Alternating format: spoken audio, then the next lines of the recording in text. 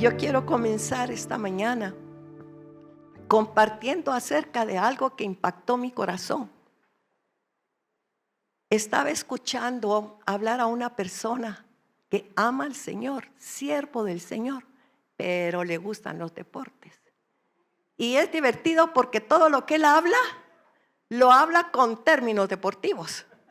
Y todo lo compara con el fútbol y todo lo compara con el básquet. Y bueno, él todo tiene que ver con deporte. Pero él dijo algo, miren, yo lo escribí porque la verdad me impresionó. Sobre todo porque como ahorita está la Eurocopa, y me imagino que muchos están muy atentos, al menos en mi casa, mi nieto y mi sobrina, mi hija, no se lo pierden. Así que yo sin querer queriendo también paro viendo el fútbol. Pero el primer partido lo jugó Alemania, porque claro, es la sede de ahorita de la Eurocopa Alemania, ¿verdad? Entonces es lógico que tenía que empezar jugando su equipo. Y entonces estábamos viendo el partido, me recuerdo muy bien que el primer gol fue autogol, ¿verdad? Y algo pasó que los dos siguientes partidos también tuvieron autogol. Pero la cuestión es que él dijo algo y dice en ese momento, así estamos nosotros, así está la iglesia de Cristo, como ellos. Y entonces empieza a explicar y dice, miren, en todo partido siempre está el equipo de casa. Y el equipo de casa es aquel donde todo el estadio está con ellos, les dan porras, los animan y ahí están gritándoles y todo para que jueguen bien y ganen.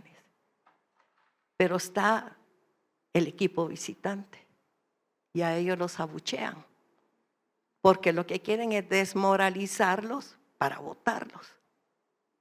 Así que nosotros estamos como el equipo visitante. En otro tiempo, decía él, la iglesia era como el equipo de casa. La iglesia, a pesar de sus errores, dice, pero marcaba la fe de la gente, marcaba la moral, marcaba la ética.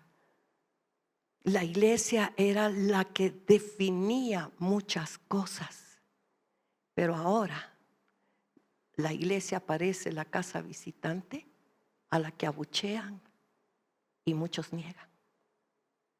Y entonces la pregunta, decía él, es, ¿qué está haciendo la iglesia? ¿La iglesia está luchando porque se levante o se está uniendo a todo lo que el mundo está haciendo en su contra? Y la verdad me impresionó. Porque él decía que desde que comenzó el posmodernismo, ha cambiado tanto que mucha gente ya no cree en Dios. Que la gente ya se levantó en contra del cristianismo, al punto que la ONU habla de la época de el postcristianismo. Y estamos viendo lo que están haciendo para irse metiendo. Y entonces verdaderamente nuestra pregunta es, ¿será que nosotros estamos siendo tan influenciados por el mundo? Tan influenciados por lo que está pasando afuera. Y hemos dejado que todo eso se vaya metiendo de la iglesia y nosotros acomodándonos decimos, bueno, no está tan peor la cosa, ¿verdad? Bueno, pues si eso es lo que ellos quieren hacer, que lo hagan. Bueno, y hemos ido aceptando, sin darnos cuenta, hemos ido aceptando que se meta el mundo adentro de la iglesia por la que Cristo dio la vida. Él pagó un precio de sangre por nosotros. Él pagó un precio de sangre por el mundo. Y le dijo a sus discípulos, vayan a todo el mundo y prediquen este evangelio a toda criatura. Y cuando él oró por su iglesia en el capítulo 17, dijo: no oro solamente por esto, sino por los que van a creer, por la predicación de estos. O sea, que él sabía que el evangelio tenía que seguir de generación en generación hasta llegar al día en que él regresara y encontrar una iglesia sin mancha y sin arruga, como cantamos. Pero ¿qué está haciendo la iglesia? Y a mí me afectó cuando dijo: somos realmente. Pero ¿sabe qué? Aunque nosotros seamos el partido visitante, Dios espera que ganemos. Dios espera que ganemos. Y tenemos que hacer algo para que nosotros podamos ganar. Así que algo importante que vamos a ver hoy está en Mateo 16. Todos conocemos ese pasaje, todos lo conocemos, pero acuérdese que la palabra de Dios es palabra viva. Y al decir que la palabra de Dios es viva, significa que usted puede leer 20 veces un pasaje y Dios siempre le va a decir algo diferente. Dios siempre tiene algo que decir, Dios siempre tiene algo que enseñar, Dios siempre tiene algo para nuestra vida. Así que nosotros podemos ver en el capítulo 16, porque ahí es donde verdaderamente el Señor habla acerca de su iglesia. Y es realmente la única vez que nosotros vemos que Él explica, que Él habla y lo que Él dice acerca de la iglesia. Y nosotros sabemos que en el versículo 13 dice: viniendo Jesús a la región de Cesarea de Filipo, preguntó a sus discípulos diciendo: ¿quién dicen los hombres que es el Hijo del Hombre? Él viene y le pregunta a todos: ¿quién dice? La gente que está afuera, no ustedes. La gente que me sigue, la gente que curiosea, la gente que dice. Y entonces ellos dijeron: unos dicen que tú eres Juan el Bautista, porque han oído tu mensaje del arrepentimiento. Otros, dice, que eres Elías, porque han visto tus milagros. Y otros dicen que tú eres Jeremías o alguno de los profetas, porque te han oído profetizar. No estaban de acuerdo, tenían diferentes opiniones, todas eran verdaderas de Jesús, pero cada uno difería en algo. Pero entonces Jesús viene y entonces en el versículo 15 les dice: ¿y vosotros quién decís que soy yo? Y ahí se vuelve, porque ya oyó lo que dicen los demás.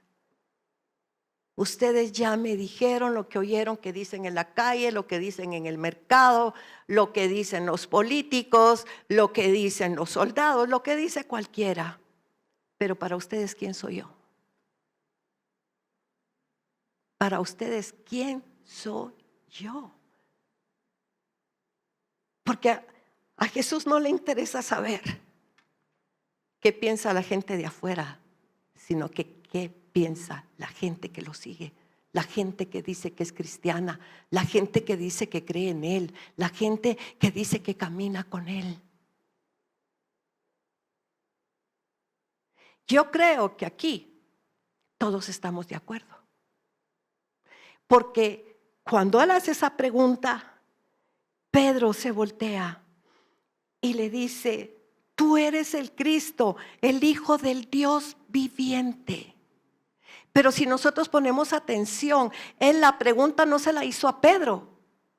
Él la pregunta se la hizo al equipo completo, se la hizo a todos. ¿Ustedes quién dicen que soy yo? Pero el que contestó fue Pedro. Él fue la voz que respondió por todos. porque seguramente ellos ya habían platicado, ellos ya se habían cuestionado, ellos ya habían platicado un montón de veces, ustedes será, no será, y todos llegaron a la conclusión que era el Mesías, por eso lo seguían. Así que había acuerdo. Entre ellos había acuerdo, estaban juntos, unánimes, seguros de que Él es el Hijo de Dios, el Hijo del Dios viviente.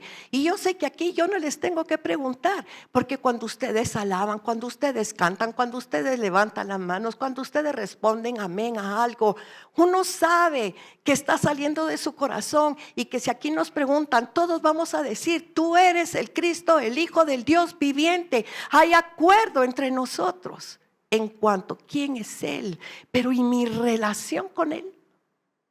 Y lo que Él quiere de mí, y lo que Él está esperando de tu vida y de mi vida, como creyentes, como cristianos, como seguidores de Cristo.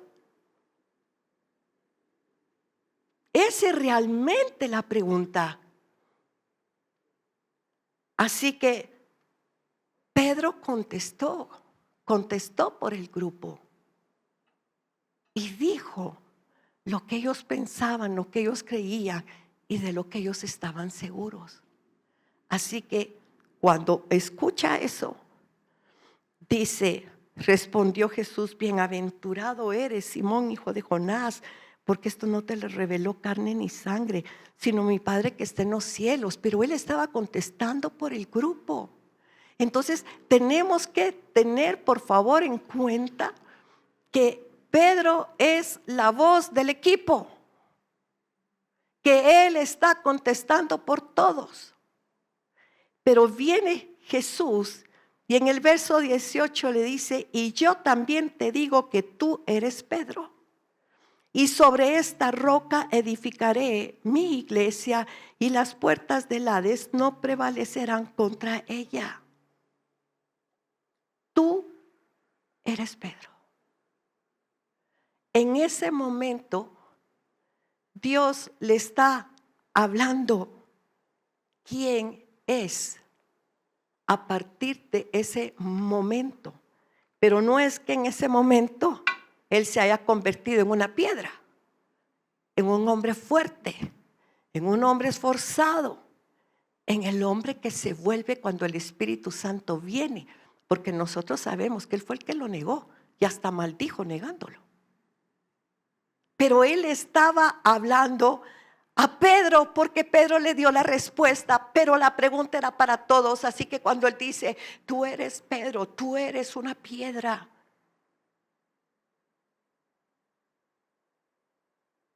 Entonces es importante que veamos porque dice, y sobre esta roca voy a edificar mi iglesia. Y en ese momento Pedro no entendió. Los discípulos no entendieron, nadie entendió lo que Jesús estaba diciendo, pero a Jesús no le importaba que no entendieran lo que le estaba diciendo en ese momento. Y no lo entendió porque unos minutos más tarde, cuando Jesús les dice que es necesario que Él tenga que ir a la cruz, a morir por todos, lo primero que le dice Pedro es, Señor, que esto no te acontezca. ¿Y qué le dice Jesús? Apártate de mí, Satanás. Porque no pones tu mirada en las cosas de Dios, sino en la de los hombres. Así que estamos viendo que Él está hablando de lo que va a suceder en el tiempo, no lo que está sucediendo en ese instante. Él ahí les está hablando y les está preparando. Él lo que necesitaba saber es si ellos entendían quién era Jesús. Porque si ellos entendían quién es Jesús, entonces Jesús podía saber que podía contar con ellos. Y que ellos iban a cumplir el propósito del Señor. Cuando tú estás seguro de quién es Cristo, cuando tú estás segura de quién es Cristo, Él sabe que puede contar contigo. Él sabe que puede contar contigo, que vas a ser fiel, porque tienes el entendimiento que es Dios. Así que la única manera en que se puede entender lo que Jesús está diciendo en este momento, lo explica Pedro. Y si usted me acompaña a Primera de Pedro, al capítulo 2, versículo 4 y 5, ahí vamos a entender que Jesús le estaba hablando al equipo, no solamente le estaba hablando a Pedro, que nosotros lo seguimos llamando Pedro. Y dice el versículo 4, acercándonos a él, y este es Pedro, piedra viva, desechada ciertamente por los hombres, mas para Dios escogida y preciosa. Cristo es piedra viva. Vosotros también como piedras vivas, sed edificados como casa espiritual y sacerdocio santo, para ofrecer sacrificios espirituales aceptables a Dios por medio de Jesucristo. Entonces Pedro explica, yo no soy la piedra. Todos somos piedras vivas. Todos. Lo está explicando Pedro. Porque nosotros hemos creído y por eso se han cometido errores y muchas equivocaciones. Pero él está explicando claramente, la piedra viva es Cristo, pero todos somos piedras vivas. Y como piedras vivas, ¿qué es lo que está esperando Dios? Que seamos edificados como casa espiritual. Que seamos sacerdotes santos y que ofrezcamos sacrificios espirituales. Esto es la iglesia. Entonces, mire, usted sabe qué son las piedras. ¿De dónde se sacan las piedras? De las rocas. Mi esposo ha tenido la oportunidad de trabajar por muchos años en Atitlán construyendo casas en las orillas del lago. Y en las orillas del lago hay demasiada roca que han salido de los volcanes cuando hacían erupciones, porque está rodeado el lago de varios volcanes. Y cuando hacían erupciones eran unas piedras gigantescas. Entonces, cuando se va a construir hay que empezar por limpiar y quitar esas rocas, esas piedras gigantescas que hay. Y mire, es impresionante ver cómo los albañiles, los que trabajan la piedra, ustedes la empiezan a cortar, cogen las rocas y empiezan a sacar piedras de diferentes tamaños para construir las paredes. Y las van encajando. Es impresionante cómo las encajan, pero esas paredes quedan preciosas y perfectas. Entonces la roca es Cristo y nosotros fuimos sacados de Cristo para volver a Cristo. Entonces lo que sucede es que Cristo es la piedra del ángulo y sobre Cristo se edifica la iglesia, la casa de Dios. ¿Cómo? Poniendo una piedra sobre otra piedra, a la par de otra piedra. O sea, se van uniendo hasta que formamos una roca inamovible, una roca que nadie puede destruir, una roca que nadie va a botar. Así que somos nosotros las piedras vivas que formamos la iglesia de Jesús. Pues por eso usted es iglesia, yo soy iglesia. Todos los que estamos aquí somos iglesia. Y a eso se refería cuando él le habló y le dijo, yo no puedo formar mi iglesia sobre un junco. Yo tengo que fundar mi iglesia sobre una roca, porque un junco todos nosotros sabemos que es movido por cualquier viento, se dobla, no funciona. Pero él necesitaba algo fuerte y algo sólido.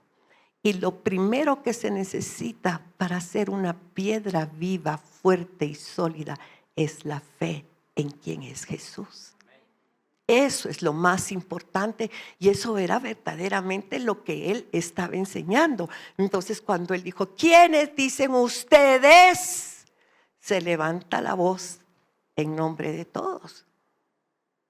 tú eres el Cristo, el Hijo del Dios viviente.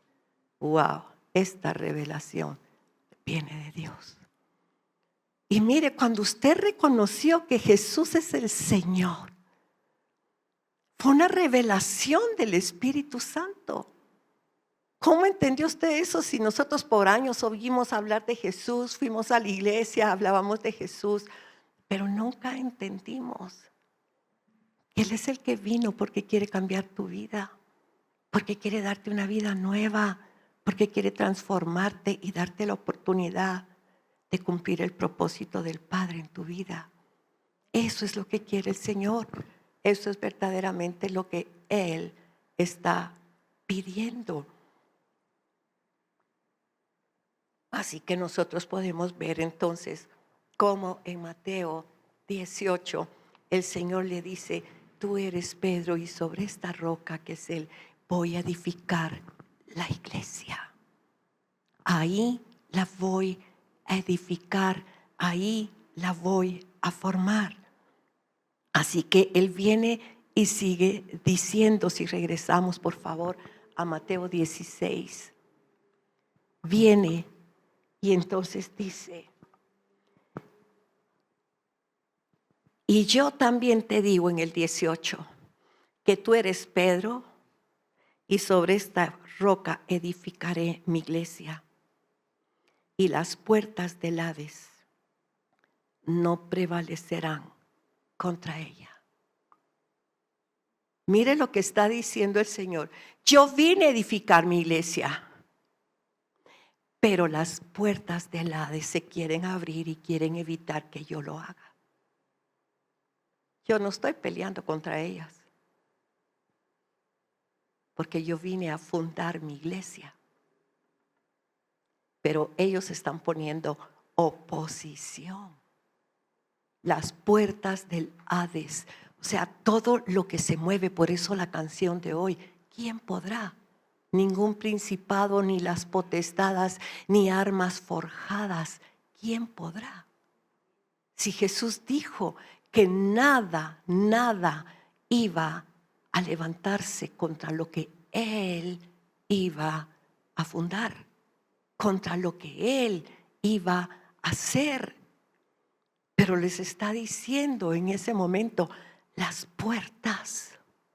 Hay puertas, muchas puertas que se quieren abrir para venir a atacar y botar lo que yo quiero edificar. Por eso yo necesito que ustedes se conviertan en una roca. Ustedes juntos van a ser una roca, porque todas las piedras juntas, mire, cuando se juntan todas las piedras, se vuelve una cosa gigantesca y enorme. Y por eso Él está diciendo: yo voy a fundar una roca firme, una roca fuerte, una roca que aguante, una roca que no permita que las puertas del Hades prevalezcan. Pero eso se los está diciendo en ese momento. ¿Qué es lo que Él quiere hacer?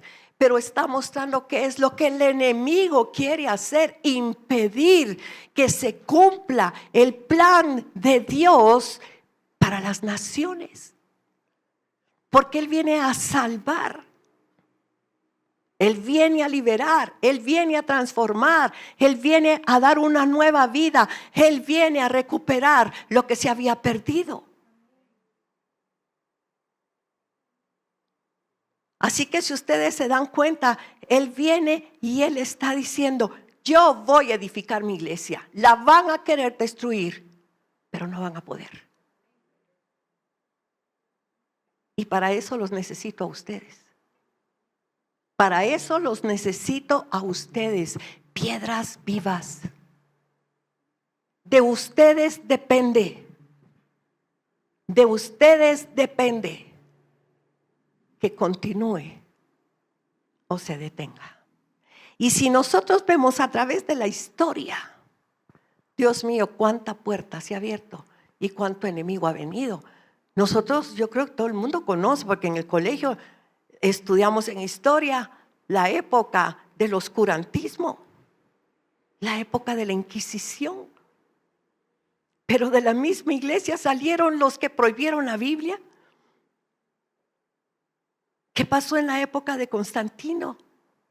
Cambió totalmente los mandamientos de Dios y puso sus propios mandamientos. Así que la iglesia católica, la iglesia de Dios, la iglesia que él fundó, porque católico significa universal, se convirtió en la iglesia de Constantino. Y lo que tenemos hoy es la iglesia de Constantino, las leyes de Constantino, las enseñanzas de Constantino, porque él quiso hacer su propia iglesia. Por eso volvió la religión cristiana en oficial. Pero miren lo que pasó. Empezó la idolatría y empezaron un montón de cosas. Pero siempre ha habido un remanente fiel, siempre han habido piedras vivas fundadas en la roca que han logrado mantener la iglesia hasta el día de hoy. ¿Qué pasó en la época de Martín Lutero? Mire cuánta gente había recibido ya la revelación de lo que estaba pasando. ¿Y qué hacían? Los mataban vivos, los quemaban en hogueras. Hasta que se levantó Martín Lutero con la visión de la reforma, pero hubo un príncipe alemán que creyó y él fue el que lo protegió. Y no vamos a decir que no haya cometido errores Martín Lutero, los cometió. Pero a Dios lo que le interesaba era empezar la reforma y la comenzó. Y ahí podemos ver cómo empezó una renovación.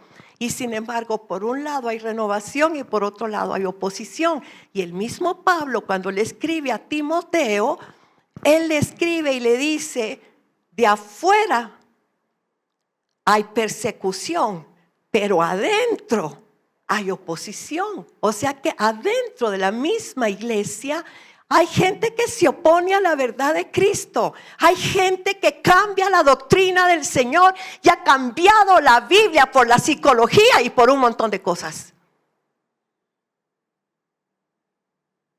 Pero el Señor dice, las puertas del Hades no van a prevalecer si están en la roca y si están unidos.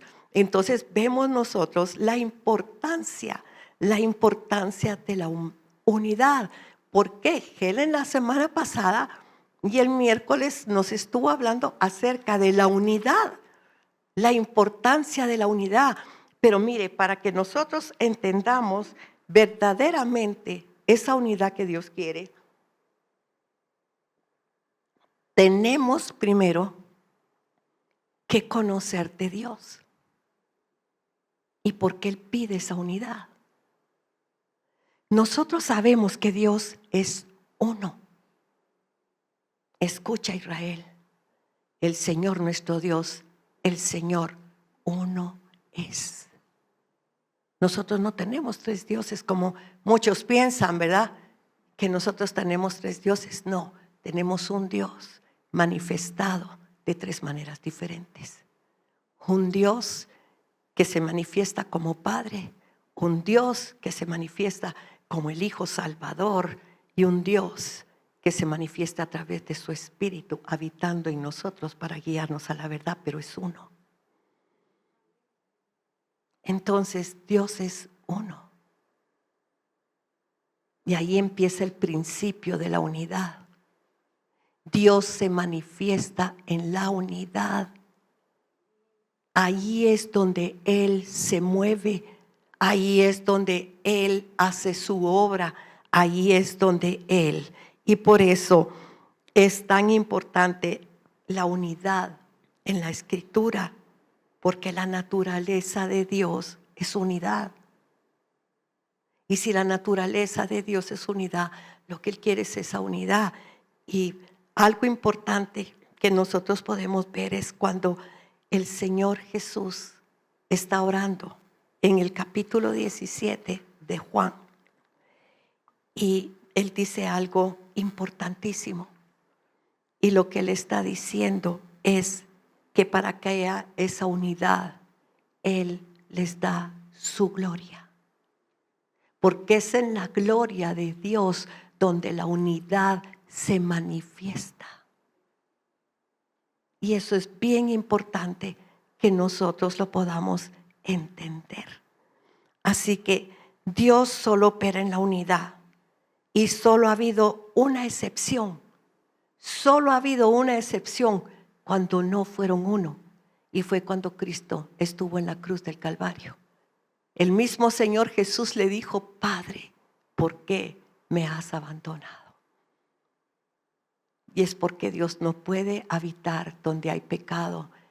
Y para que Cristo pudiera perdonarnos y limpiarnos de toda maldad y volver nuestro corazón al Padre, se tuvo que hacer pecado. Y por eso el Padre se alejó, pero es la única vez. Pero era necesario para nuestra salvación. Pero luego el Hijo resucita, es ascendido al cielo y está a la diestra del Padre. Siguen siendo uno, pero es para que vean cómo el pecado aparta a Dios. Y por eso Él quiere una iglesia santa. Él quiere una iglesia de verdad, sin mancha y sin arruga, guiada por el Espíritu, con una vida diferente, apartados del mundo, apartados de la contaminación de todo lo que está allá afuera. Y eso es lo que Él nos está pidiendo. Pero es eso precisamente lo que nos aparta del Señor. Mire, donde quiera que hay desunidad ilegítima, Dios se distancia. Dios no puede estar en un lugar donde hay pleitos, contiendas, divisiones. Mire, eso se mira hasta en las familias.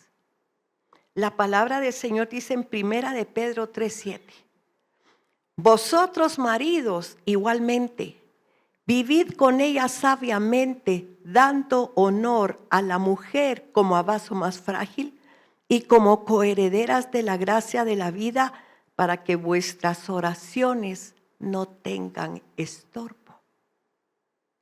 Así que si el esposo y la esposa están en conflictos, Dios no escucha la oración.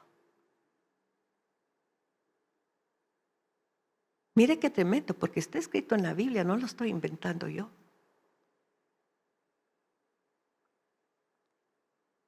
Porque ¿a quién le estamos dando cabida entonces para que haya división? El enemigo es el que viene. Y eso es lo que el enemigo quiere hacer. El enemigo trata de provocar situaciones para separarnos. Porque ahí Dios no se va a manifestar. Usted puede venir a la iglesia, pero si usted no es uno, no se manifiesta.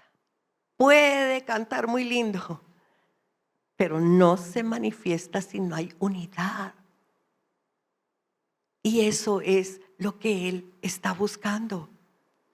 Así que cuando Él viene, y uno de los motivos por lo que Él se pudo manifestar, el Espíritu Santo se pudo derramar en Hechos 2, fue porque la palabra dice que estaban unánimes juntos, esperándolo, esperando la promesa del Padre. Estaban en unidad, estaban de acuerdo, estaban esperando juntos. Porque es la unidad lo que mueve el poder de Dios. Pero es la separación lo que está buscando el enemigo. Así que Él viene y le dice: las puertas del Hades no van a prevalecer sobre la iglesia si nos mantenemos unidos. Y donde la iglesia está unida, por eso, mire, ¿cuál es el problema hoy en el mundo? Todo lo que tiene que ver, todo lo que está hablando Jesús tiene que ver con el reino de los cielos. Porque verdaderamente lo que el Señor va a venir a establecer es su reino. Pero ya lo hemos hablado en otras ocasiones, que la iglesia es la embajada. La iglesia es la embajada del reino de los cielos, la que representa el reino aquí en la tierra. En cualquier lugar del mundo donde esté la iglesia está la embajada del reino. Y por ejemplo, Guatemala. Guatemala tiene embajada en Estados Unidos. Pero cuando usted entra a la embajada de Guatemala, aunque está en Estados Unidos, al entrar usted a la embajada de Guatemala, usted está bajo las leyes de Guatemala, no está bajo las leyes de Estados Unidos, aunque la embajada esté ahí. A cualquier lugar del mundo que usted vaya, a una embajada de Guatemala, las leyes de Guatemala rigen. Por eso, cuando la gente llega a pedir asilo, ellos ven qué es lo que dicen las leyes de Guatemala para podérselo dar, porque es lo que rige. Entonces, cuando usted entra a la iglesia, lo que le rige es las leyes de Dios. Pero déjeme decirle algo, a donde usted vaya, usted es un embajador de Cristo. Así dice Pablo, él nos lo enseñó. Somos embajadores de Cristo y a donde yo voy represento, a donde pertenezco. Y yo pertenezco al reino, yo obedezco las leyes del reino y a donde yo voy, yo tengo que influenciar y establecer el reino. Eso es lo que quiere el Señor. Somos representantes, somos embajadores del reino. Por eso Él necesita que estemos unidos, proclamando lo mismo y creyendo lo mismo. Pero ¿qué es lo que ha hecho el enemigo? Usted va a ver que ahora la iglesia de Cristo es una. Denominaciones hay muchas. Y la gente dice, ¿a qué iglesia vas? Allá ves. No, ¿a qué denominación vas? Porque el cuerpo de Cristo tiene muchos miembros. Un miembro es adorador, otro miembro es intercesor. Cada uno tiene una función, pero en lugar de unir las funciones a favor del reino, cada quien hace su propia iglesita, a su manera, como quiere, y no como debe de ser. No hay unidad. Y por eso el mundo se ha logrado meter a la iglesia, porque no hay acuerdo, porque no hay unidad, porque no está lo que el Señor quiere. Entonces nuestra pregunta es, ¿qué va a pasar cuando Cristo regrese? ¿Y qué va a pasar mientras Él viene? Perdone que esté tomando tanta agua, pero todavía no estoy muy bien de la garganta. Entonces, mire, ¿qué es lo que Dios quiere hacer? ¿Qué es lo que el Señor quiere hacer mientras Él viene? Y en el versículo 19 le dice, a ti, a la iglesia. Porque acuérdese que le está hablando a la iglesia. Él dice Pedro, piedra. Pero él dice, a ti te daré las llaves del reino de los cielos. Y todo lo que atares en la tierra será atada en los cielos. Y todo lo que desatares en la tierra será desatada en los cielos. Entonces él está diciendo, a ti te daré las llaves. Las llaves. Está hablando en plural. ¿Y por qué está diciendo las llaves? Porque dijo que las puertas, o sea, hay muchas puertas, pero mire, algo que nosotros tenemos que entender, porque muchas veces si yo también cometí ese error de decir, las llaves es autoridad. No, las llaves no dan autoridad, la autoridad no la dio Cristo. Cristo vino y dijo, toda autoridad me es dada. Pero después vino y les dijo, y yo les doy la autoridad a ustedes. Nosotros la autoridad la vamos a recibir del Señor por el poder del Espíritu Santo en nosotros. Pero ¿para qué sirve una llave? Mire, usted ha perdido las llaves de su carro. ¿Y qué le ha pasado?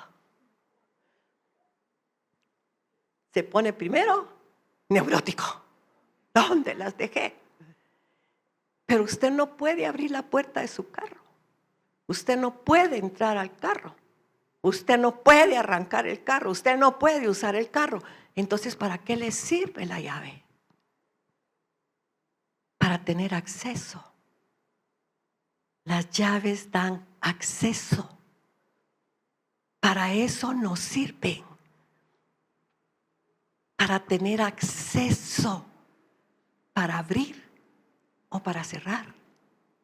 El Señor Jesucristo le dice a Juan en el libro del Apocalipsis, dice a la iglesia de Filadelfia: yo soy el que tiene la llave de David, el que abre y nadie cierra, y el que cierra y nadie abre.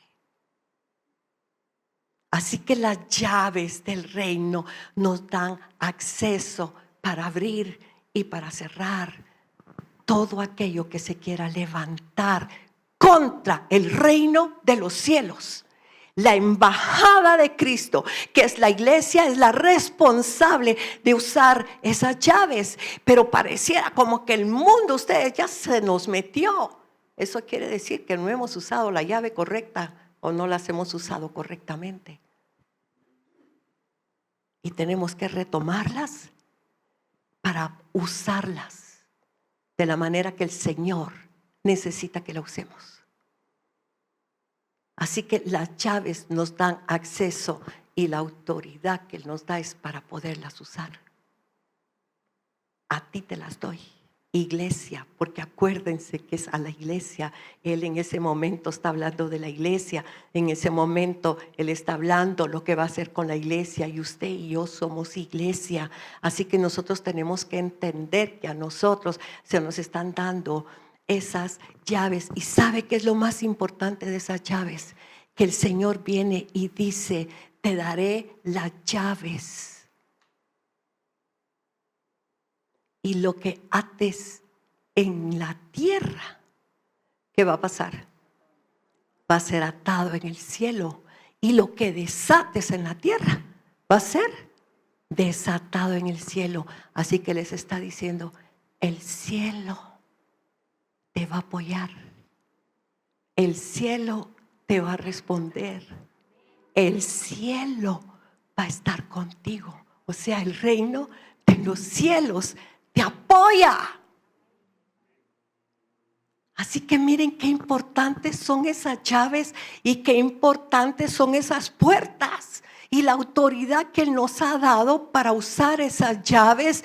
Y nos está diciendo: no teman, porque el cielo va a ser su apoyo. ¿Se dan cuenta? El cielo es nuestro apoyo. El reino de los cielos, por supuesto, porque de eso estamos hablando, del reino de los cielos. Entonces, ¿qué nos toca hacer en este momento? Creer a Dios, creer a la palabra, volvernos uno en el mismo sentir, un solo Dios, una sola fe, un solo bautismo, una sola palabra.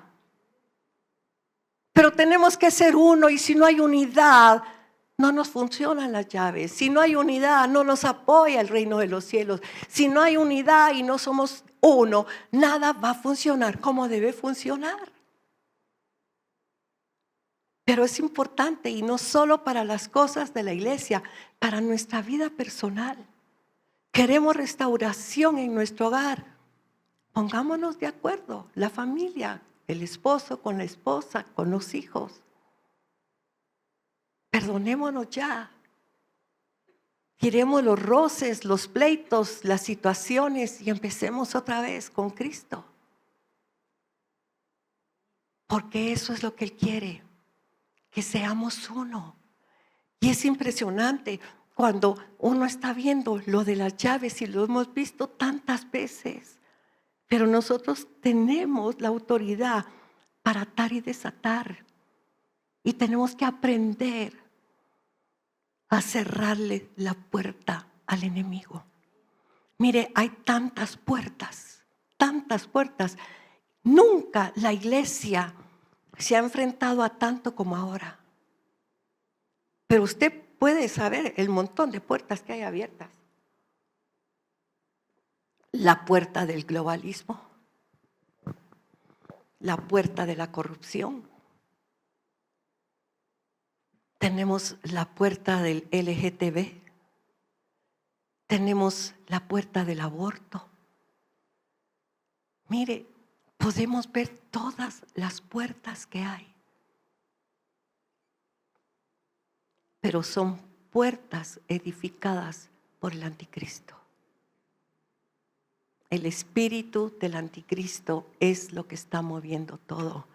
Por eso dice la palabra, pero es más poderoso el que está en nosotros que el que está en el mundo. Y el Señor nos está diciendo, miren, yo soy el que tiene la llave de David, que abre y nadie cierra, y cierra y nadie abre. Y no es que tengamos nada contra la gente del LGTBI. No tenemos nada contra ellos, el Señor los bendiga. Lo que nos molesta es que nos quieran imponer leyes y quieran cambiar las leyes de Dios, ¿me entienden? No es contra las personas. La Biblia dice que nuestra lucha no es contra carne ni sangre. Es contra principados, potestades, gobernadores de las tinieblas de este siglo y huestes espirituales de maldad.